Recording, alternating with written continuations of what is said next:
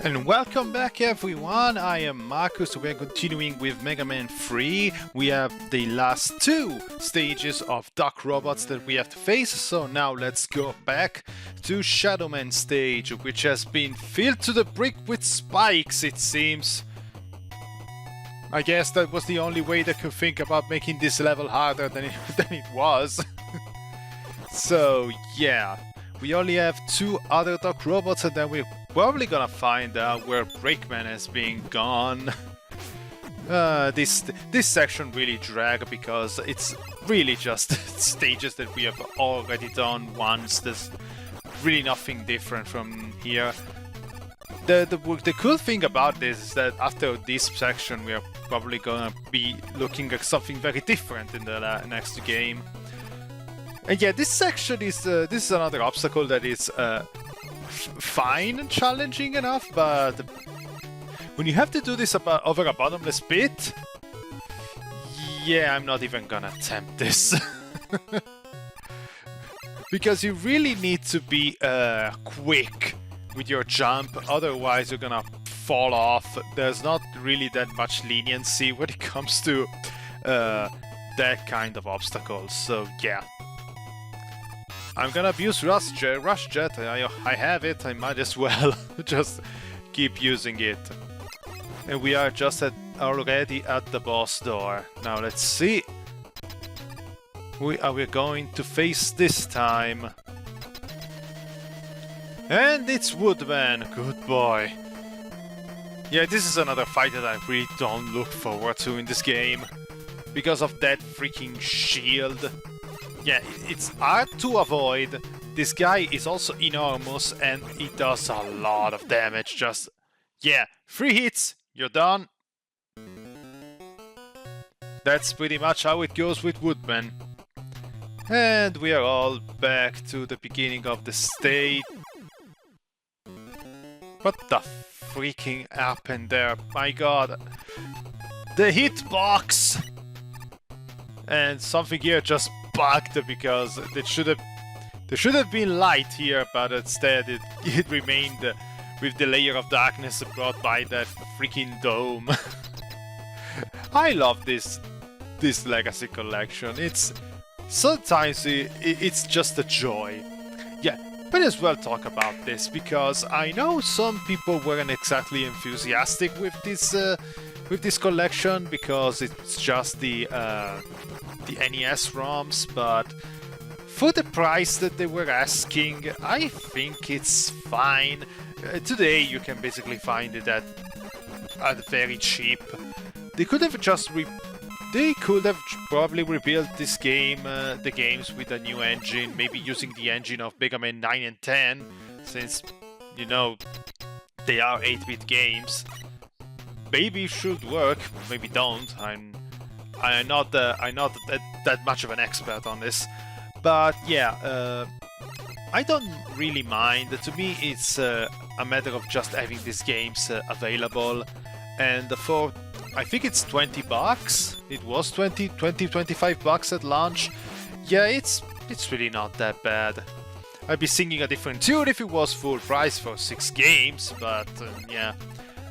What they could have done is just put everything into one simple package, but I think that's asking for way too much at that point, because there is something as too good of a deal that you're basically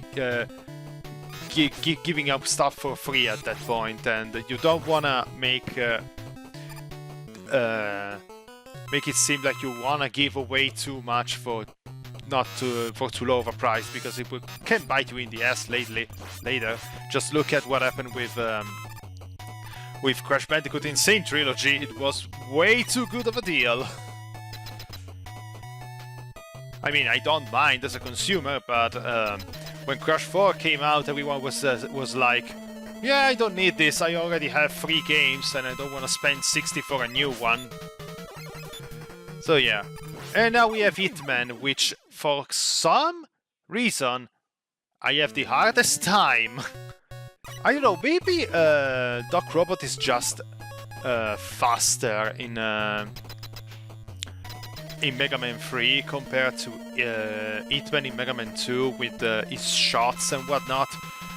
But for a pattern that is really incredibly simple, I'm doing a piss poor job dodging. Yeah, that it's a Psycho Crusher thing here. It's just and I don't feel like I don't feel bad about wasting all these E-tanks. I mean, I would love to make it look like I actually know what I'm doing instead of just winning the war of attrition, but that's how it went. It's probably the age. I'm getting older. My reflexes aren't what they used to be, and now I'm having a harder time with classic Mega Man. But yeah, like I said, it's 6 games, $20, even if they are just NES ROMs. It's just the ease of access, even if someone is used to having these games on the on emulation and stuff. I think it's fine to just keep going like this. But yeah, Legacy Collection 1, Legacy Collection 2, neat package. This is basically the reason why I'm using it. Ease of access and easy to record stuff, and I don't have to mess around in the settings for an emulator or stuff like that to get a nice looking video.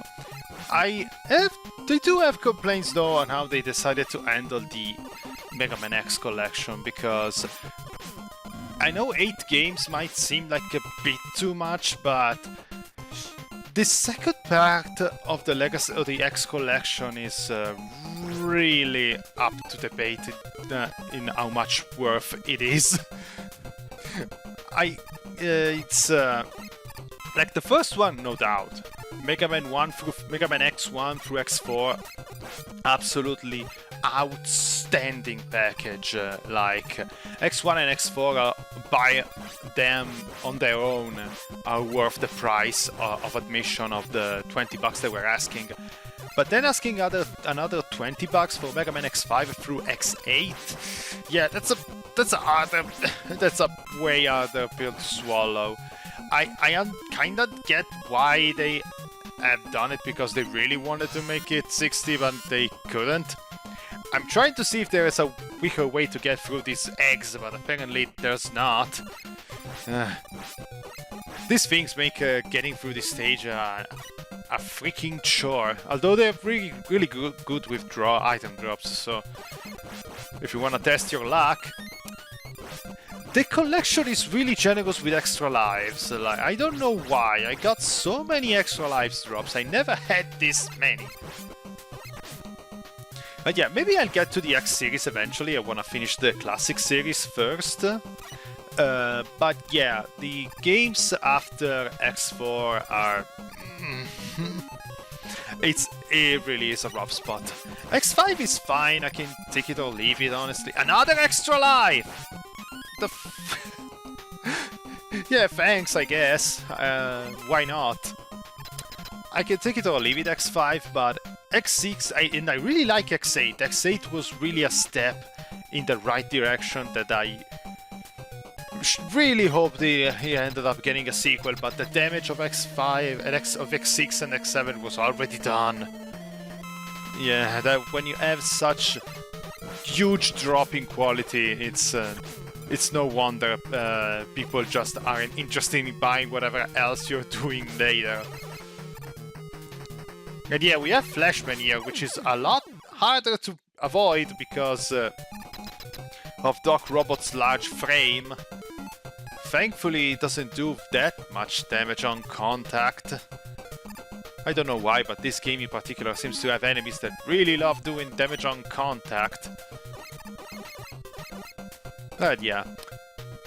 At this point, I'm really hoping that the only thing they have left to make, I think it's either a Star Force collection and a Legend collection.